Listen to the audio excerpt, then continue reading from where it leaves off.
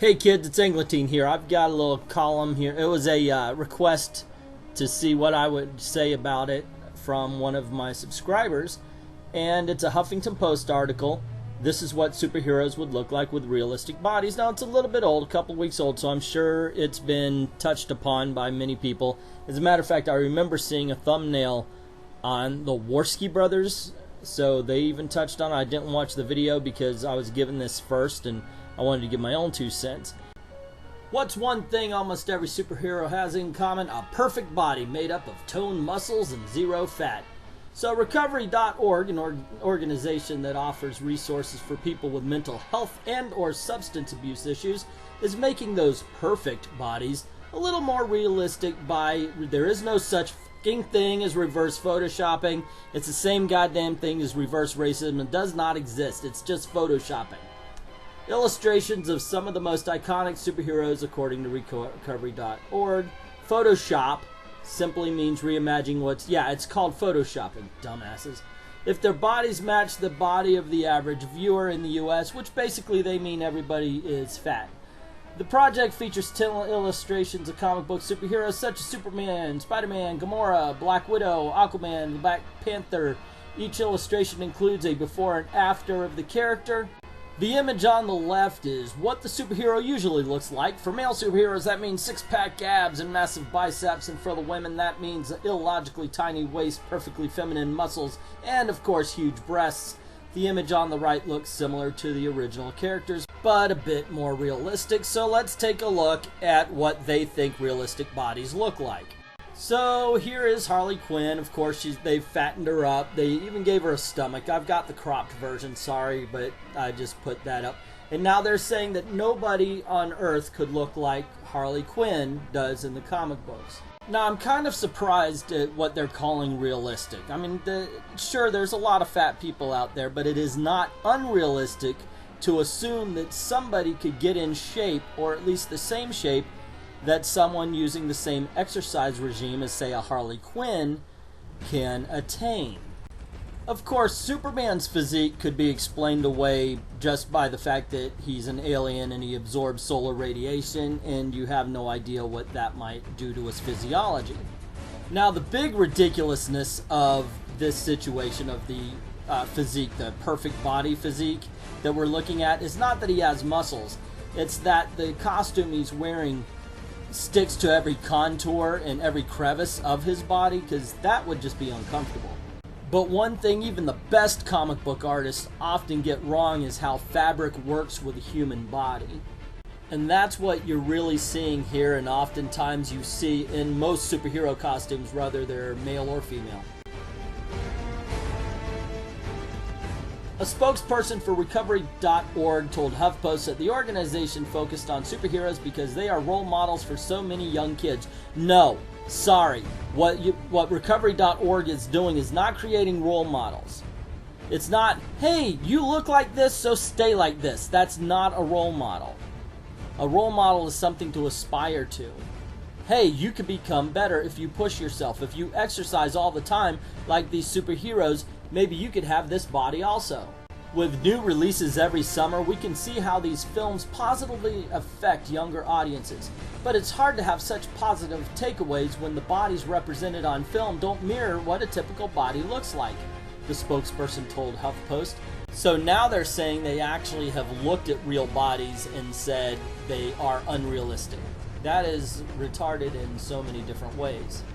This especially rings true for a younger audience, considering research has found that some children are struggling with body image by the time they reach kindergarten. We conducted this project to see how our favorite heroes might change if their bodies were a bit more realistic and hopefully more relatable. And then, of course, they included all of the covers and the superheroes and such that they changed. And lo and behold, and so they proceed to show us pictures. Basically, they make them fat. All of them. Gamora here lives an active lifestyle, therefore she would not be fat. Same with Aquaman. I mean, Aquaman is not just a king, he's a soldier. He fights. He exercises. He swims every day.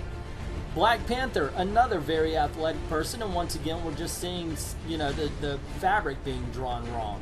There's no way he would be fat. And this one kills me because on one side you see a slim but very hippie Black Widow just made into fat. Why would somebody who's trained and trains herself to be an assassin be overweight? It just doesn't make sense for what they're talking about. These are people who would not look like this. And if you're going crazy because she's primarily a spy, just focus on the right part of the story. The funny thing here is, while Scarlet Witch is slim, she's not thin in this picture. And they just bulk her up because why do they think everybody is fat? I mean, Captain Marvel is a freaking soldier. She would have exercise. She would be active enough to stay slim.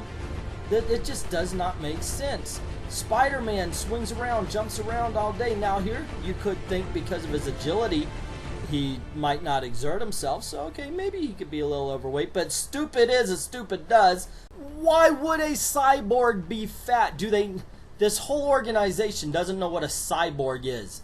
You know, in the Lego Batman, I think he turned into a dryer of some sorts. I mean, come on. He is whatever his robotic shape makes him. And I feel I should point out the fact that they're only showing fat. You know, they're showing the muscular and the fat. They're not showing scrawny. They're not showing tall and lanky. They're not showing short. How about dwarf, midget? You know, they're not showing anything other than just fat. So according to this recovery.org, they're just worried about fat people feeling good. Well, actually what they're saying is that you are not regular body type unless you're fat. That these images, it's just, they're unattainable. Nobody can look good in these costumes. And only fat people are regular body types. There you go. I don't agree with that, but that's recovery.org for you. Now, I would never suggest to anybody that they make a child feel bad about their bodies. And I'm not going to contest whether kindergartners are feeling ashamed that they're fat. I know, especially if they're getting teased, I know some kids feel bad about that kind of thing. I myself was very short as a child. I grew into normal size, but as a child I was shorter than everybody else and skinnier than everybody else, and I heard about it. That was, you know, of course growing up now I just look back and went, oh, kids are kids, and they do that. So I'm never going to say that we shouldn't be trying to make kids feel better about themselves.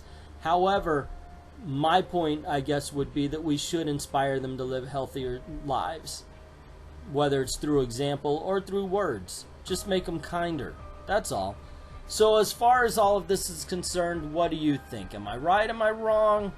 Let me know what in the comments below. Name a cool fat superhero that isn't Faith that you might have heard of. And if you like these videos, you want to see more, please click like, share, subscribe. Don't forget to hit that notification bell so you don't miss anything, and that way you can see more. Also, head on over to our Patreon page and drop $1 into the till. It would definitely help us out, especially for the more ambitious videos that we have in mind and are trying to complete as we go on here. A lot of cool stuff coming, and would love to bring them to you. Either way, thank you very, very, very much for watching.